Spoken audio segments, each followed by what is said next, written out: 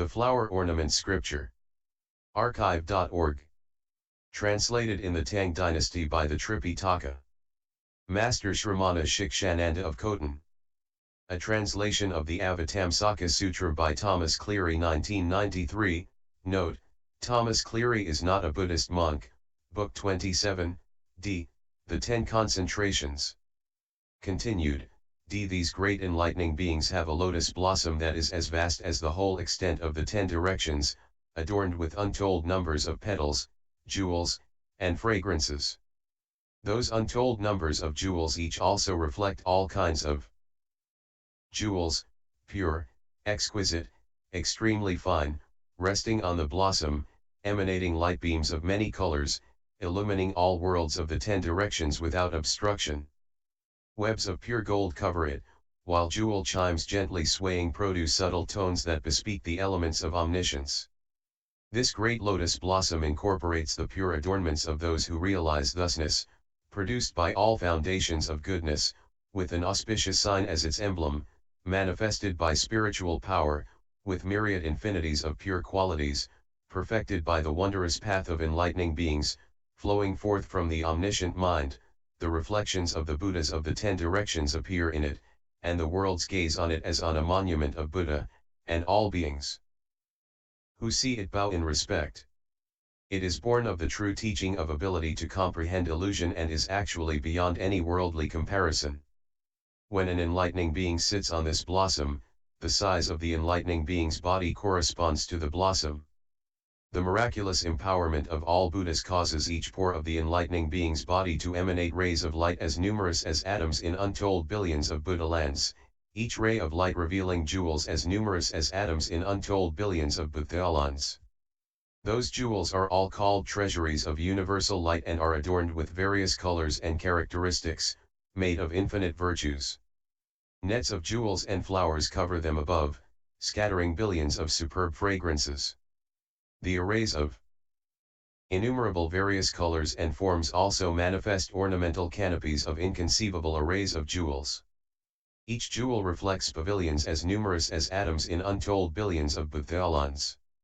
And each pavilion reveals as many lion thrones, each lion throne manifesting as many light beams, each light beam showing as many colors, each color showing as many orbs of light, each orb of light showing as many radiant jewel flowers, each flower showing as many pedestals, on each pedestal there appearing as many Buddhas, each Buddha displaying as many miracles, each miracle purifying as many congregations, with as many freedoms of Buddhahood appearing in each congregation, each freedom showing as many Buddha teachings.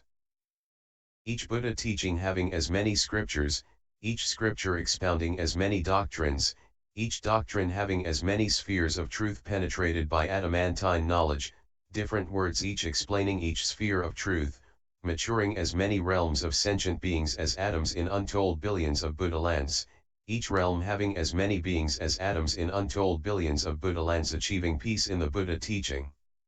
Great enlightening beings in this concentration, causing infinite emanations of such miraculous scenes to appear, know they are all like mirages and are not obsessed by them or attached to them.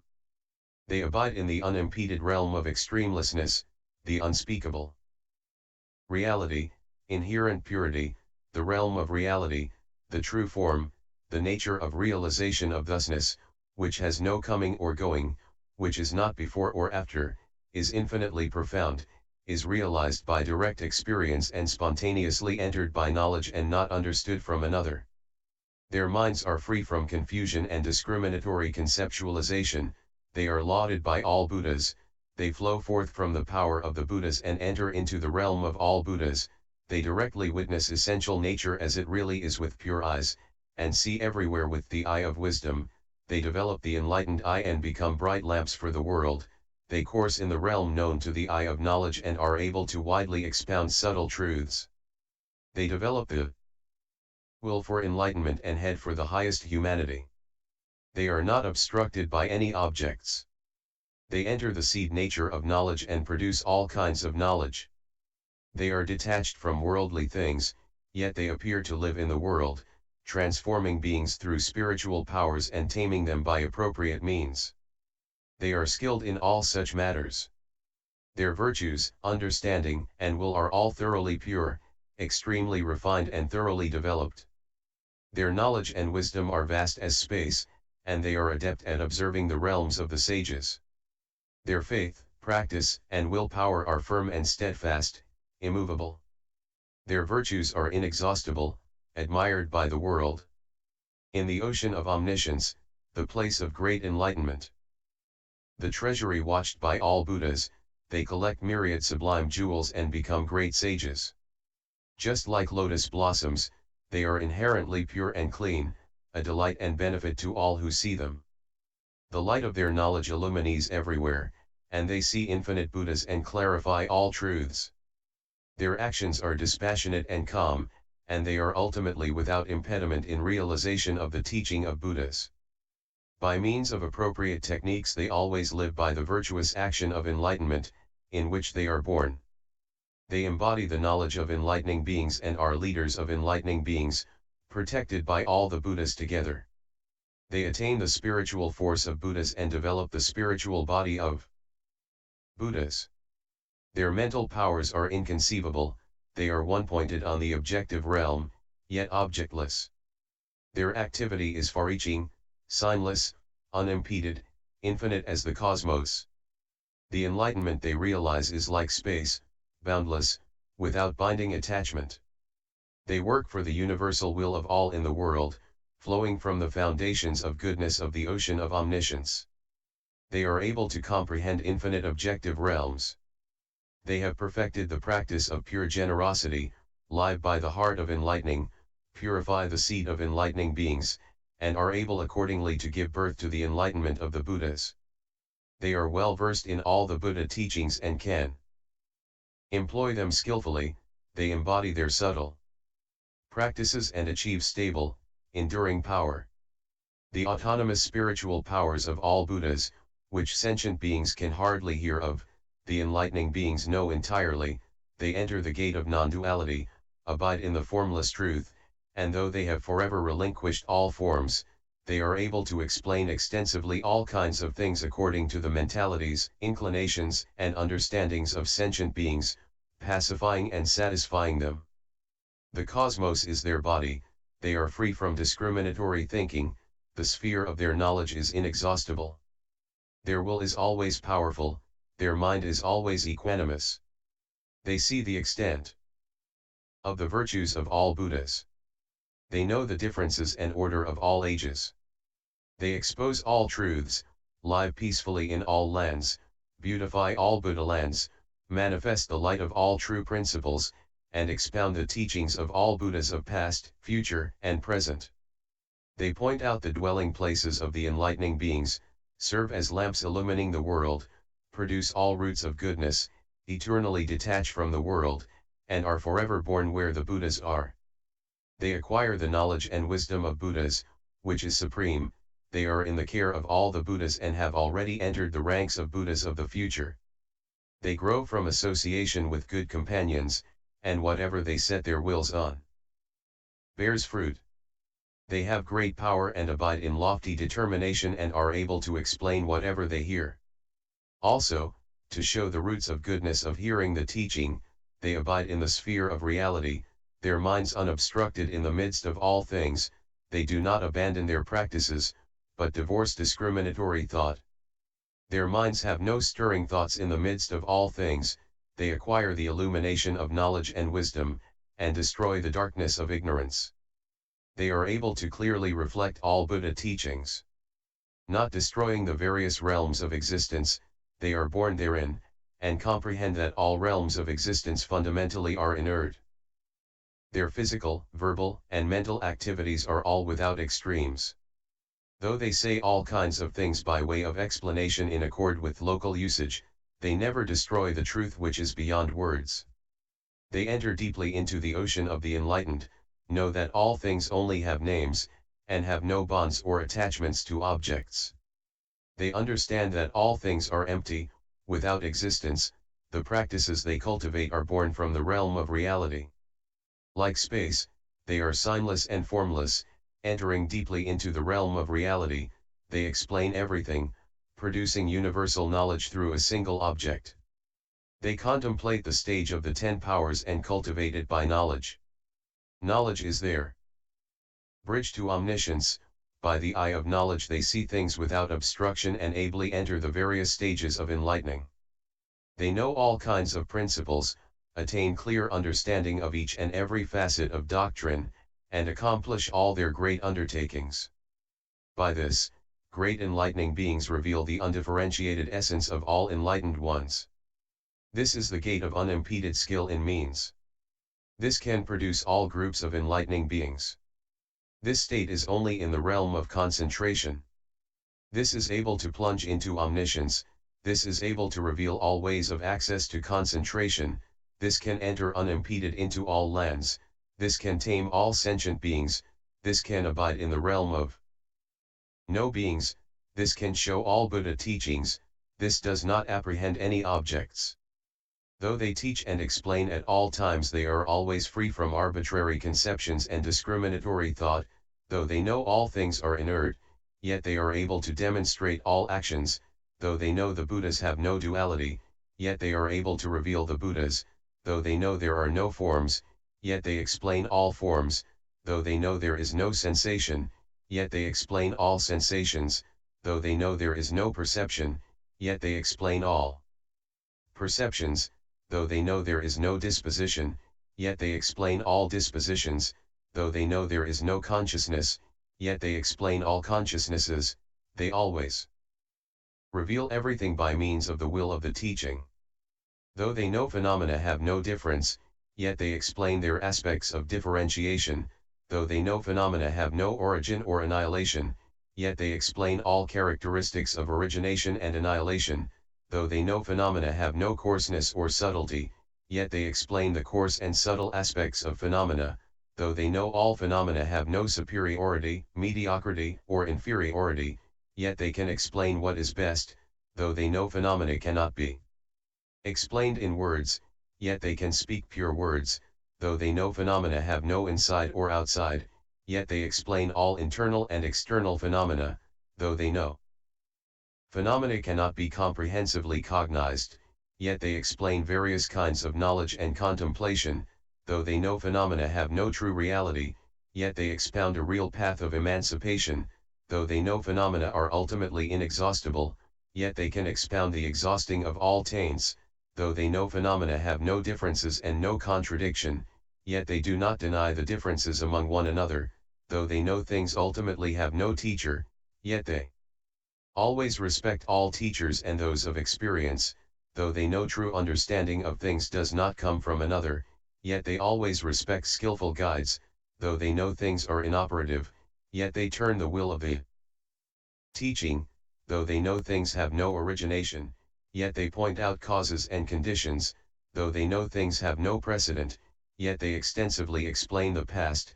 Though they know things have no aftermath, yet they extensively explain the future. Though they know things have no duration, yet they extensively explain the present. Though they know things have no creator, yet they explain the acts that form them. Though they know things have no causality, yet they explain the conglomerate causes. Though they know things have no comparison, yet they explain the ways of equality and inequality. Though they know things have no verbal explanation, yet they definitively explain the things of past, present, and future. Though they know things have no basis of support, yet they expound attainment of emancipation based on what is good. Though they know things have no body, yet they extensively explain the body of reality. Though they know the Buddhas of past, present, and future are boundless, yet they can explain how there is only one Buddha. Though they know things have no form, yet they can manifest various forms.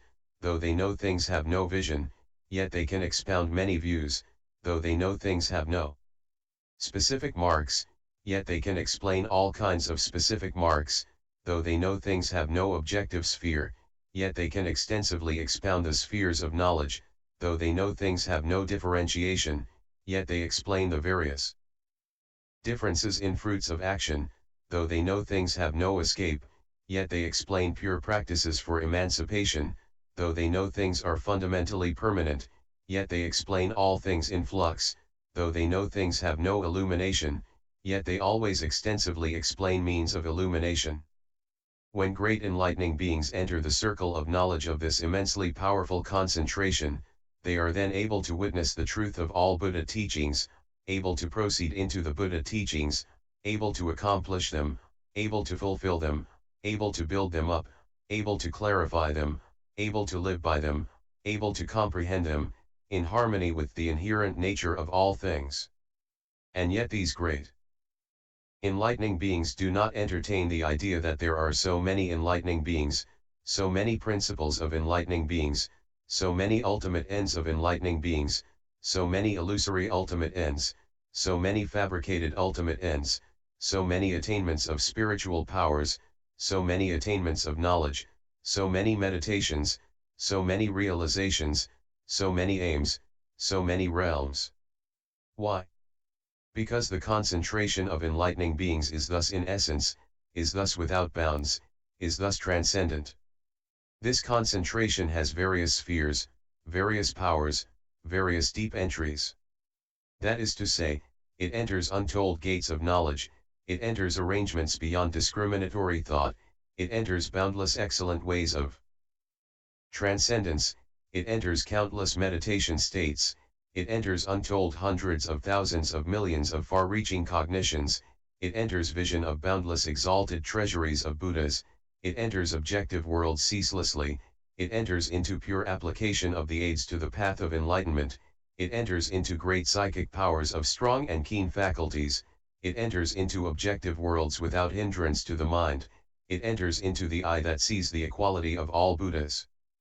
It enters into the development of the high-minded practices of universal good, it enters into the state of the celestial body of subtle knowledge, it enters into explanation of the knowledge and wisdom of the enlightened, it enters into production of incalculable mystical projections, it enters into production of ways into the inexhaustible knowledge of all Buddhas, it enters into clarification of the autonomous knowledge of the universally good enlightening being, it enters into revelation of incomparable all-sided knowledge, it enters into universal awareness of all subtle realms in the cosmos, it enters into the light of all higher knowledge, it enters into universal revelation of all subtle realms in the cosmos, it enters into the reaches of all magical powers, it enters into the sphere of teachings of all intellectual powers, it enters into the body of knowledge omnipresent throughout the cosmos, it enters into accomplishment of the path of action extending everywhere, it enters into ability to remain in all different concentrations,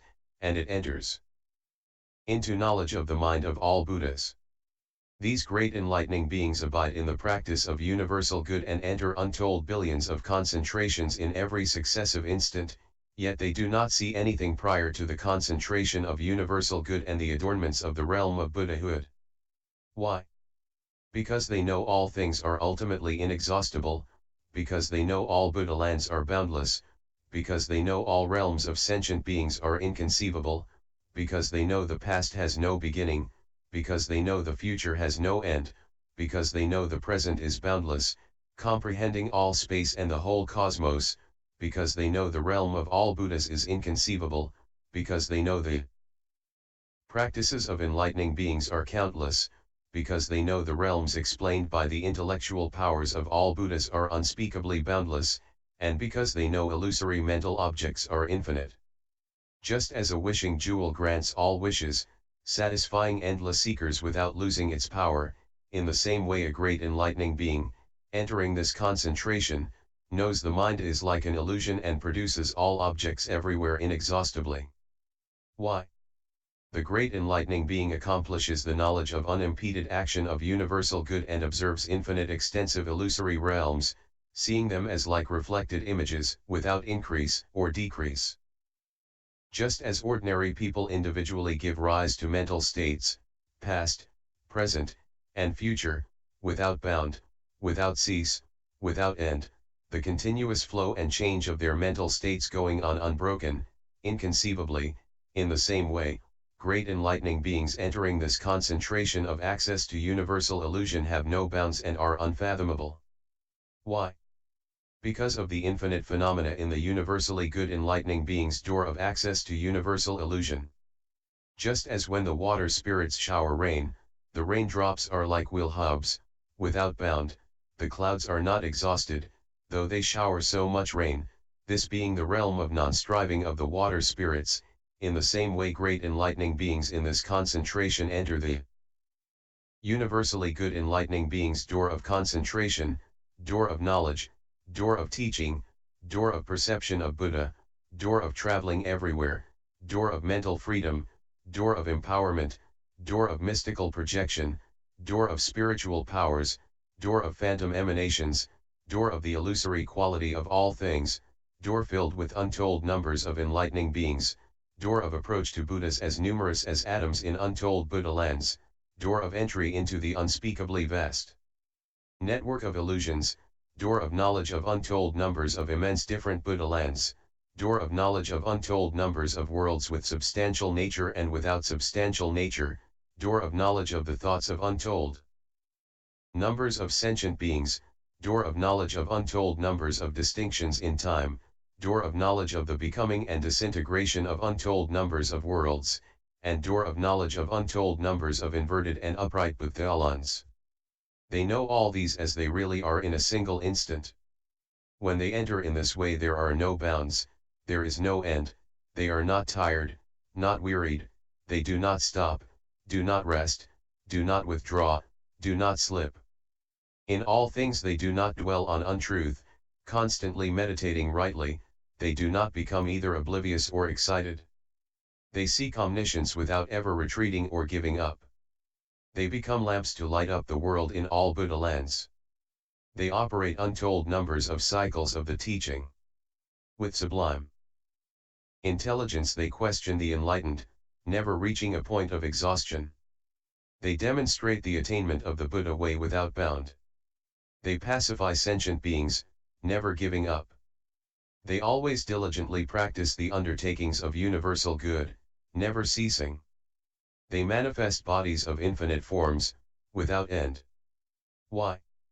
Just as fire burns unceasingly whenever the appropriate conditions are present, in the same way, great enlightening beings see the realms of sentient beings, the realms of reality, and the realms of worlds as boundless as space. In a single instant they are able to go visit as many Buddhas as atoms in untold Buddha lands.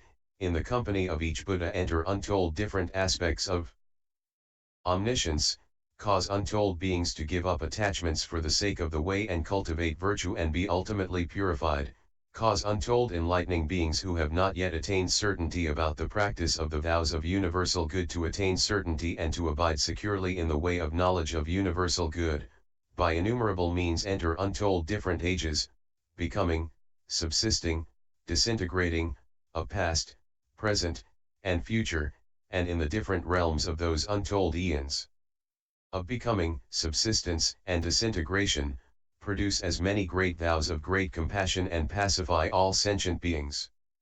What is the reason?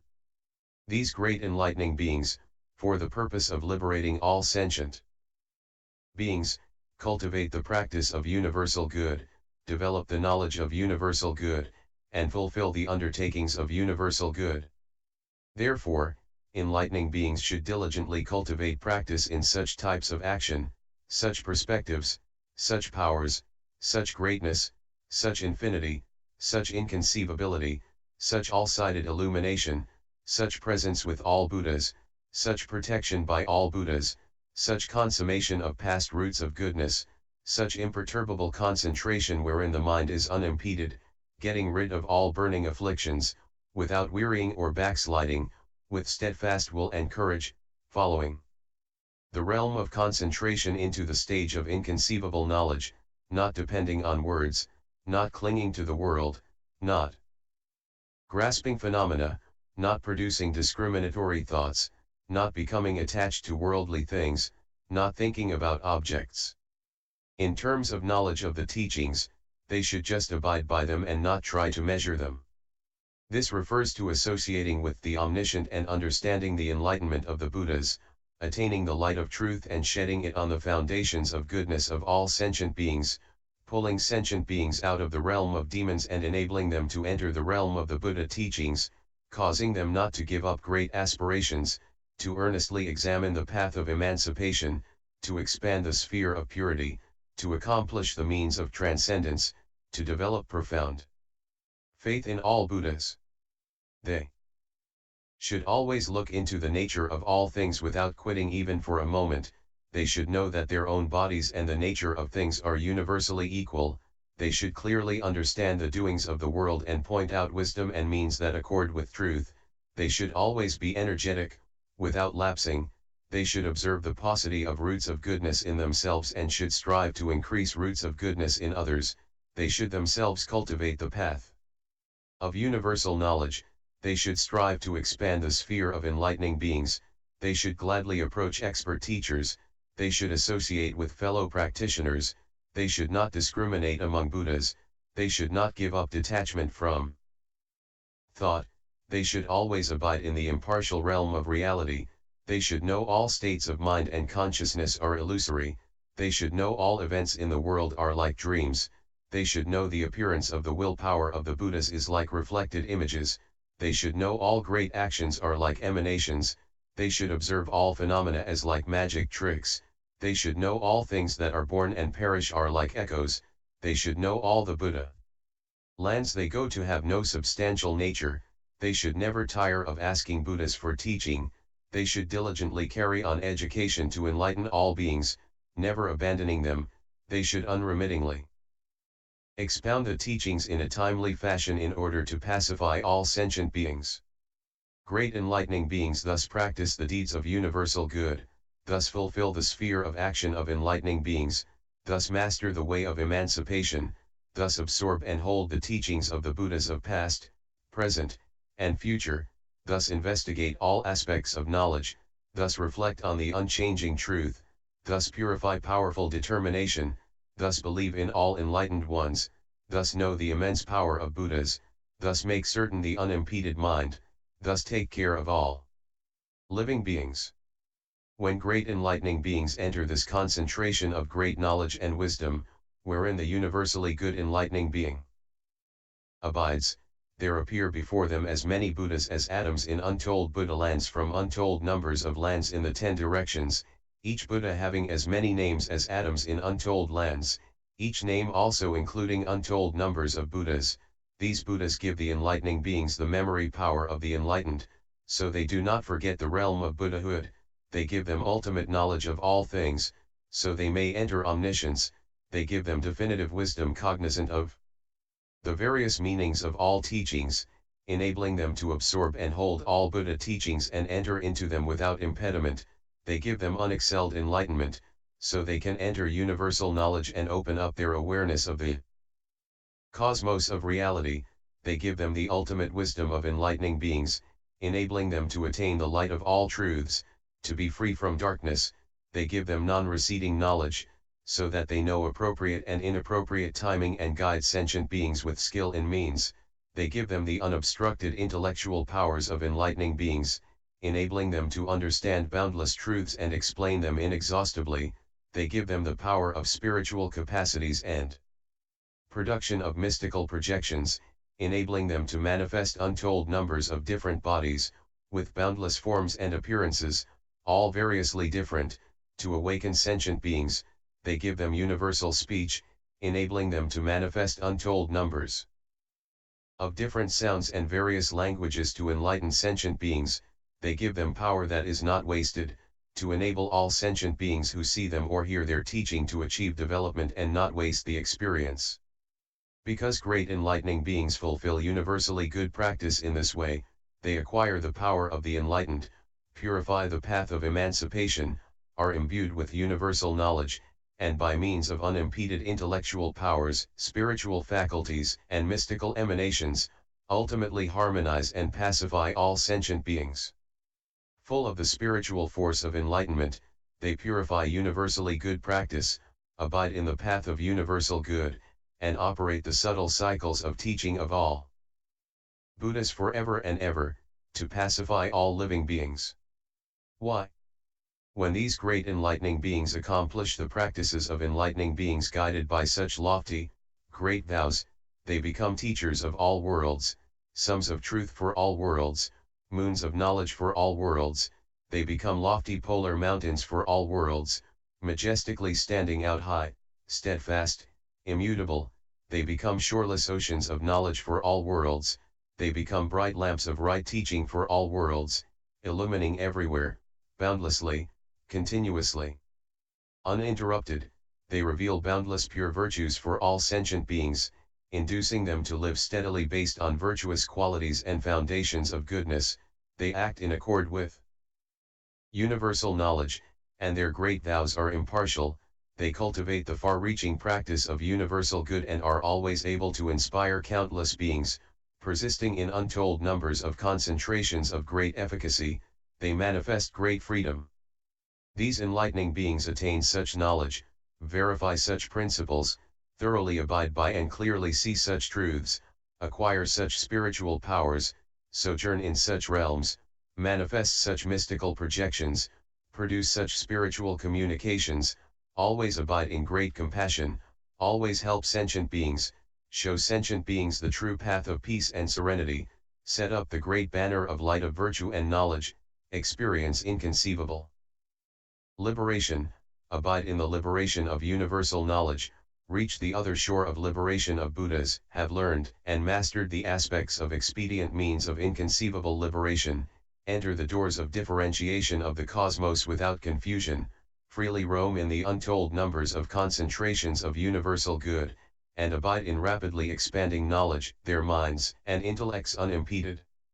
Their minds always abide in 10 great metaphysical treasuries, remembering all Buddhas, remembering all Buddha teachings, great compassion to pacify all beings, knowledge to reveal inconceivable pure lands, certain understanding entering deeply into the realm of Buddhahood, enlightenment equal in all features.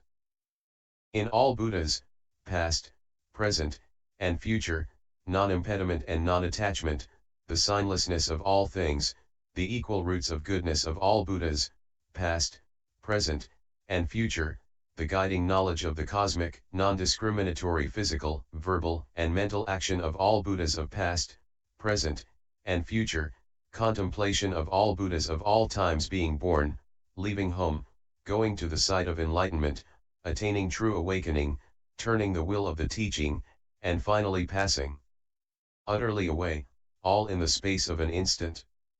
These 10 great metaphysical treasuries are immensely vast, without measure, incalculable, unthinkable, inexplicable, they are inexhaustible, difficult to bear, impossible for any and all worldly knowledge to expound.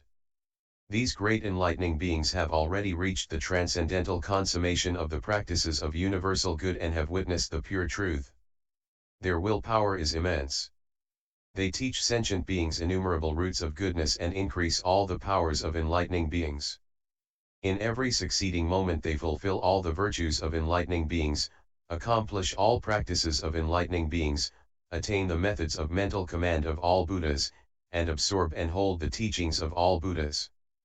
Though they always abide in the reality of true thusness, yet they adapt to all conventional terms to show the ways to pacify and harmonize all sentient beings. Why? Because when great enlightening beings are in this concentration, they are naturally like this. By means of this concentration great enlightening beings acquire the vast knowledge of all Buddhas, they gain the free intellectual powers to skillfully explain all great teachings, they attain the unhesitating expertise that is most excellent and pure in the world, they gain entry into knowledge of all concentrations, they master all enlightening beings' skillful techniques, they find the door of illumination of all truths, they reach the final consummation of the way to comfort all worldly beings, they know what is timely and what is not for all sentient beings, they illumine everywhere in the worlds of the 10 directions. They enable all living beings to attain higher knowledge, they are unexcelled teachers of all worlds, they persist in all virtues, they reveal pure concentration to all sentient beings and enable them to enter supreme knowledge. Why? When great enlightening beings cultivate practice in this way, they benefit living beings, so they increase great compassion, so they draw near to worthy associates, so they see all Buddhas, so they comprehend all truths, so they go to all lands, so they enter all regions, so they enter all worlds, so they realize the equality of all things, so they know the equality of the Buddhas, so they abide in the equanimity of universal knowledge. In this practice they carry out this kind of action, no other, they abide in the mind that is not complacent, they abide in the mind that is not distracted or confused, they abide in the mind that can concentrate on one point, they abide in the mind that diligently cultivates enlightenment, they abide in the certain mind, they abide in the non-changing mind. In this manner do they think, act, and reach the ultimate end. Great enlightening beings have no different speech or action, they speak and act thus. Why? Just as, for example, adamant is unbreakable and gets its name from that, never being apart from unbreakability, in the same way, great enlightening beings get their name from their various practical principles and are never apart from them. Just as gold gets its name from its beautiful color and is never apart from its beautiful color, so do great enlightening beings get their name from their virtuous acts and are never apart from good deeds. Just as the sun gets its name from its orb of light and is never apart from the orb of light, so do great enlightening beings get their name from the light of wisdom and are never apart from the light of wisdom. Just as the polar mountain wonderfully high gets its name from its four jewel peaks rising high over the ocean, never leaving its four peaks, in the same way, great enlightening beings get their name from their roots of goodness standing out loftily in the world, never giving up roots of goodness. Just as the ground gets its name from sustaining everything, never giving up its supportive ability, so do great enlightening beings get their name from liberating all, never leaving great compassion. Just as the ocean gets its name from taking in myriad waters, never rejecting water, so do great enlightening beings get their name from their great vows, never for a moment giving up the vow to liberate sentient beings. Just as a military leader gets his name from ability to learn and practice methods of battle, never abandoning this ability, so do great enlightening beings get their name from being able to learn and practice such concentration, until they accomplish omniscience, never abandoning this practice. Just as a world ruler commands the continents, always diligently protecting all living beings so they will always be happy and will not suffer unnatural death, so do great enlightening beings, entering such great concentrations, always strive to transform and liberate all sentient beings, until they effect their ultimate purification. Just as seeds planted in the ground can eventually grow stalks and leaves, so great enlightening beings cultivating the practice of universal good can cause all sentient beings' good qualities to grow. Just as great clouds shower rain during the hot months of summer and cause all seeds to grow, similarly great enlightening beings, entering such great concentrations, cultivating enlightening practice, shower the rain of the great teaching, which can cause all sentient beings to be ultimately purified, ultimately serene, ultimately peaceful, ultimately transcendent, ultimately happy, ultimately free from doubt. They are the ultimate field of blessings for sentient beings, enabling their actions to become purified, enabling them all to abide in the path of non-regression, enabling them alike to attain omniscience, enabling them to attain emancipation from the world, enabling them all to attain ultimate knowledge, enabling them all to attain the ultimate truth of the enlightened ones, placing all sentient beings in the realm of universal knowledge. Why? When enlightening beings accomplish this teaching, their knowledge and wisdom are clear and comprehensive, they enter the door to the cosmos of reality and are able to purify the inconceivably infinite practices of enlightening beings. That is to say, they are able to purify all knowledge because they seek omniscience, they are able to purify sentient beings because they cause them to be pacified, they are able to purify lands because of constant dedication, they are able to purify things because of perfect knowledge, they are able to purify fearlessness because they have no timidity, they are able to purify unhindered intellect because they teach skillfully, they are able to purify mental command because they have mastered all the teachings, they are able to purify the practice of association because they see all Buddhas appearing in the world. Great enlightening beings in this concentration attain untold myriads of such pure qualities because they gain mastery of such realms of concentration, because they are empowered by all Buddhas, because they are borne along by the power of their own roots of goodness, because they enter the great magnificent force of the stage of knowledge and wisdom, because of the strength of guidance of worthy associates, because of crushing the power of all demons, because of the pure power of roots of goodness in proportion, because of the power of great vows, because of the power of the full development of the roots of goodness they have planted, and because of the unopposed power of inexhaustible virtue transcending all worlds. Great enlightening beings in this concentration attain 10 things that are the same as in all Buddhas, past, future, and present. They acquire the same variegated arrays of marks and refinements as all Buddhas. They are able to emanate networks of pure light, the same as all Buddhas. They perform miracles and displays of spiritual power to attune and pacify sentient beings, the same as all Buddhas. Their boundless physical bodies and universal voices are the same as those of all Buddhas. They manifest pure Buddhalands according to the actions of sentient beings, the same as all Buddhas. They are able to remember the speech of all sentient beings, the same as all Buddhas. With inexhaustible intellectual powers they teach in accord with the mentalities of sentient beings, developing wisdom in them, the same as all Buddhas. Their lion's roar is fearless as they enlighten living beings by innumerable teachings, the same as all Buddhas. By great spiritual power they enter past, present, and future in a single instant, the same as all Buddhas.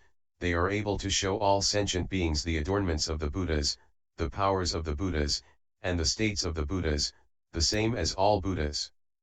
Then the enlightening being universal I said to the enlightening being universally good, if great enlightening beings attain such things the same as the Buddhas, why are they not called Buddha dash? Why are they not called 10-powered?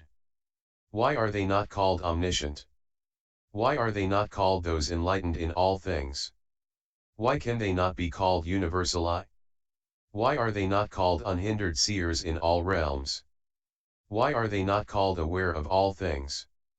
Why are they not called those who abide in the state of non-duality with the Buddhas of past, present, and future? Why are they not called those who dwell in absolute reality? Why do they still carry out the practical undertakings of universal good without rest? Why can they not find the ultimate end of the cosmos and give up the path of enlightening beings? Universally good said to universal I, very good, offspring of Buddha dash. As you say, if these great enlightening beings are the same as all Buddhas, why are they not called Buddha and so on, and why can they not give up the path of enlightening beings? These great enlightening beings, having already ably practiced the various activities and undertakings of all enlightening beings of past, future, and present worlds, and entered the realm of knowledge, are then called Buddha, unceasingly cultivating the enlightening practices cultivated by the Buddhas. They are called enlightening beings. Having completely entered the powers of the enlightened, they are called 10-powered, ceaselessly carrying out the activities of universal good after having attained the 10 powers. They are called enlightening beings. Knowing all truths and being able to explain them, they are called omniscient, though able to expound all truths, yet never ceasing to think about each truth with versatility. They are called enlightening beings. Knowing all things are non-dual, they are called enlightened in all things, skillfully examining the path of differentiation of all things, dual and non-dual, ceaselessly developing further and further. They are called enlightening beings. Able to clearly see the realm of the universal I, they are called universal I, though able to witness the realm of the universal I, ceaselessly developing in every moment. They are called enlightening beings. Able to clearly perceive all things without any obscurity or barrier, they are called unimpeded seers, always diligently remembering the unimpeded seers. They are called enlightening beings. Having attained the eye of knowledge of all Buddhas, they are called aware of all things, observing the Buddha's correctly awakened eye of knowledge without slacking. They are called enlightening beings. Abiding in the abode of Buddhas, not other than Buddhas, they are called those who abide in a state of non-duality with the Buddhas, cultivating various knowledges in the care of the Buddhas. They are called enlightening beings. Always observing the limit of reality of all worlds, they are called those who dwell in absolute reality, though always observing absolute reality of all things, yet neither entering it experientially by extinction nor abandoning it. They are called enlightening beings. Not coming, not going, without sameness or difference, all such distinctions having ceased forever, such are called those who have set their undertakings to rest, extensively cultivating fulfillment without turning back. They are called those who have not ceased the undertakings of universal good. Perfectly knowing the cosmos has no bounds and all things are one form, which is formless, this is called reaching the ultimate end of the cosmos and giving up the way of enlightening beings. Though knowing the cosmos has no bounds, yet knowing all various different forms, evolving a mind of great compassion and liberating beings for ever and ever without wearying, this is called the universally good enlightening being. It is like the case of the king of elephants, who lives in a jewel cave in a gold mountain. The cave has jewel railings all around, jewel trees in rows, gold nets covering above. The elephant's body is pure white, like jade or snow, and sports gold banners. It is ornamented with gold, and a jewel net covers its trunk, with jewel bells hanging down. Its limbs are fully developed, and it has 6 tusks. It is dignified and handsome, pleasing to all who see it. It is well trained and docile. If the Emperor of Gods wants to go somewhere, the elephant immediately knows his intention and disappears from the jewel cave to appear in heaven before the Emperor of Gods. By magical powers it transforms its appearance in various ways, causing its body to have 33 heads, magically producing 7 tusks on each head, magically producing 7 lakes on each tusk, with 7 lotus blossoms in each lake, with 7 nymphs on each blossom, simultaneously playing 100,000 celestial melodies. At this point the Emperor of Gods mounts this bejeweled elephant and proceeds from the unsurpassable palace to the flower garden, which is filled with white lotuses. When the Emperor of Gods gets to the flower garden, he dismounts from the elephant and enters a palace arrayed with all jewels. Attended by countless nymphs, he enjoys their singing and playing. At that point the elephant king again magically conceals his elephant form and appears as a god, having a good time in the lotus garden along with the other gods and the nymphs, his physical features, aura, clothing, comportment, speech, and looks being just like the other gods, indistinguishable from them, so that it is impossible to tell whether it is the elephant or a god, so similar are they. That elephant king, in its jewel cave in the gold mountain, without any transformation, goes to heaven to make offerings to the Emperor of Gods, produces various enjoyable things, and experiences celestial pleasures no different from the gods. Similarly, for great enlightening beings, cultivation of the practice of the vows and concentrations of the universally good enlightening being are their ornaments of jewels. The 7 limbs of enlightenment are the enlightening beings' bodies, the lights they emanate are nets, they set up the banner of the great teaching, ring the bells of the great teaching. Great compassion is their cave, steadfast great vows are their tusks. Knowing and wise, fearless as lions, their heads are wrapped with the turban of truth. They reveal mysteries and reach the other shore of the practice of vows of enlightening beings. Wanting to sit on the seat of enlightenment, achieve universal knowledge, and attain perfect enlightenment, they develop and expand the great undertakings of universal good without retreating, without resting, without stopping, without giving up great compassion, energetically liberating suffering sentient beings forever and ever, not giving up the path of universal good, actualizing perfect enlightenment. They manifest untold numbers of doors to attainment of true awareness, reveal untold cycles of teaching, manifest untold doors of profound determination, and in untold vast lands show the door of manifestation of nirvana. They appear to live in untold different worlds cultivating the practice of universal good. They manifest untold Buddhas attaining perfect enlightenment under enlightenment trees in untold lands, with untold congregations of enlightening beings drawing near and encircling them, sometimes attaining true enlightenment after cultivating universally good practice for an instant, or for a moment, or for an hour, or for a day, or for a fortnight, or for a month, or for a year, or for countless years, or for an eon, and so on, up to attaining true enlightenment after untold eons of cultivating universally good practice. Also they are leaders in all Buddha lands, approaching the Buddhas, paying respects to them and presenting offerings to them and soliciting teaching.